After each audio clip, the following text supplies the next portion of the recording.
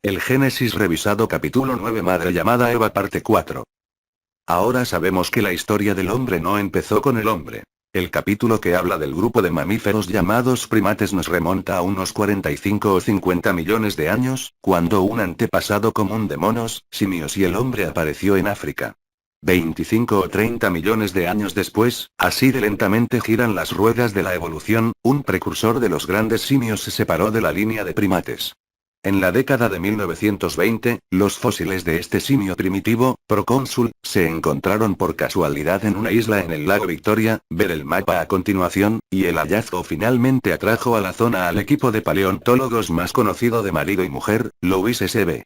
y Mary Leakey. Además de los fósiles de procónsul, también descubrieron en la zona restos de Ramapithecus, el primer simio erecto o primate humano. Tenía unos 14 millones de años, unos 8 o 10 millones de años en el árbol evolutivo de procónsul. Estos descubrimientos significaron más que encontrar algunos fósiles. Ellos abrieron la puerta al laboratorio secreto de la naturaleza, el escondite donde la madre naturaleza sigue avanzando con la marcha evolutiva que ha llevado de mamífero a primate a grandes simios a homínidos.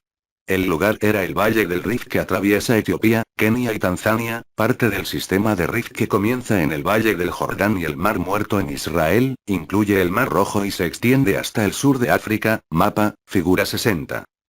Se han realizado numerosos hallazgos de fósiles en sitios que los Leakey y otros paleoantropólogos han hecho famosos. Los hallazgos más ricos se han producido en Olduvai y Borge en Tanzania, cerca del lago Rudolf, rebautizado como lago Turkana, en Kenia, y en la provincia de Afar de Etiopía, por nombrar los sitios más conocidos. Ha habido muchos descubridores de muchas naciones, pero algunos, prominentes en los debates académicos sobre el significado y las escalas de tiempo de los hallazgos, deben mencionarse. Richard, el hijo de los Leakey, conservador de los museos nacionales de Kenia. Donald C. Johansen, curador del Museo de Historia Natural de Cleveland en el momento de sus descubrimientos. Timothy J. Desmond Clark, Universidad de California en Berkeley. Alan Walker, Universidad Johns Hopkins. Henry Will y David Pilbeam de Harvard. Raymond Dart y Philip Tobias de Sudáfrica. Dejando a un lado los problemas planteados por el orgullo del descubrimiento, las diferentes interpretaciones de los hallazgos y la propensión a dividir especies y géneros en subdivisiones más pequeñas, es seguro afirmar que la rama que conduce a los humanos se separó de la de los monos cuadrúpedos unos 14 millones de años.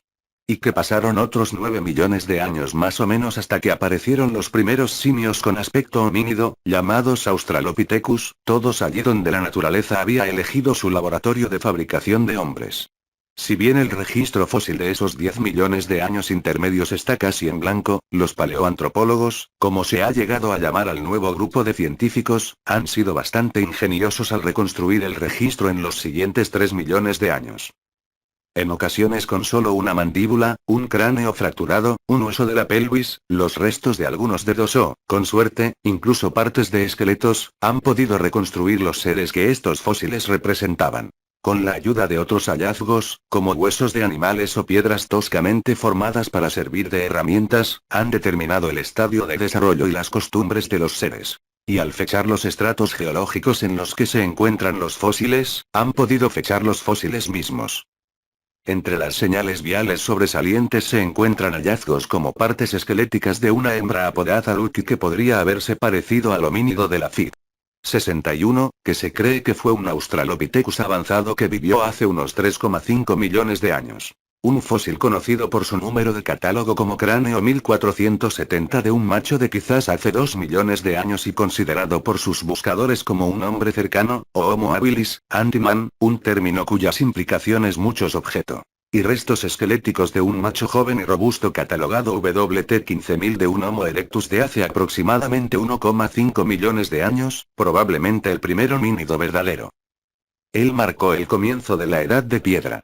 Comenzó a utilizar piedras como herramientas y emigró a través de la península del Sinaí, que actúa como un puente terrestre entre África y Asia, al sureste de Asia por un lado y al sur de Europa por el otro. El rastro del género Homo se pierde después de eso. Falta el capítulo entre hace unos 1,5 millones de años y unos 300.000 años, excepto por los rastros de Homo erectus en las periferias de las migraciones de este homínido. Luego, hace unos 300.000 años, sin ninguna evidencia de cambio gradual, hizo su aparición el Homo sapiens. Al principio se creyó que Homo sapiens neanderthalis. El hombre de Neandertal, llamado así por el lugar de su primer descubrimiento en Alemania, que adquirió prominencia en Europa y partes de Asia hace unos 125.000 años, fue el antepasado de los cromagnones, Homo sapiens sapiens, que se apoderó de las tierras alrededor de hace 35.000 años. Luego se sostuvo que el neandertal más brutal y por lo tanto primitivo provenía de una rama diferente del Homo sapiens, que Cro-Magnon había desarrollado en algún lugar por su cuenta. Ahora se sabe que esta última noción es más correcta, pero no del todo. Relacionadas pero no descendientes entre sí, las dos líneas de Homo sapiens vivieron una al lado de la otra hace 90.000 o incluso 100.000 años. La evidencia se encontró en dos cuevas, una en el Monte Carmelo y la otra cerca de Nazaret, en Israel. Se encuentran entre una serie de cuevas en el área donde el hombre prehistórico se había hecho un hogar. Se creía que los primeros hallazgos en la década de 1930 tenían alrededor de 70.000 años y eran solo del hombre de Neandertal, por lo que encajaban bien con las teorías entonces sostenidas. En la década de 1960, un equipo conjunto israelí-francés reexcavó la cueva en Kafze, la que está cerca de Nazaret, y descubrió que los restos no solo eran de neandertales sino también de Cro-Magnon. De hecho, las capas indicaron que Cro-Magnon había utilizado la cueva antes que los neandertals, un hecho que hizo retroceder la aparición de Cro-Magnon desde hace 35.000 años supuestamente hasta mucho antes de hace 70.000 años. Ellos mismos, incrédulos, los científicos de la Universidad Hebrea de Jerusalén recurrieron a la verificación de los restos de roedores encontrados en las mismas capas. Su examen dio la misma fecha increíble. Cro-Magnones, Homo sapiens sapiens, que se suponía que no debían haber hecho acto de presencia antes de hace 35.000 años, habían llegado al cercano oriente y se habían establecido en lo que hoy es Israel hace más de 70.000 años. Además, durante mucho tiempo compartieron la zona con los neandertales.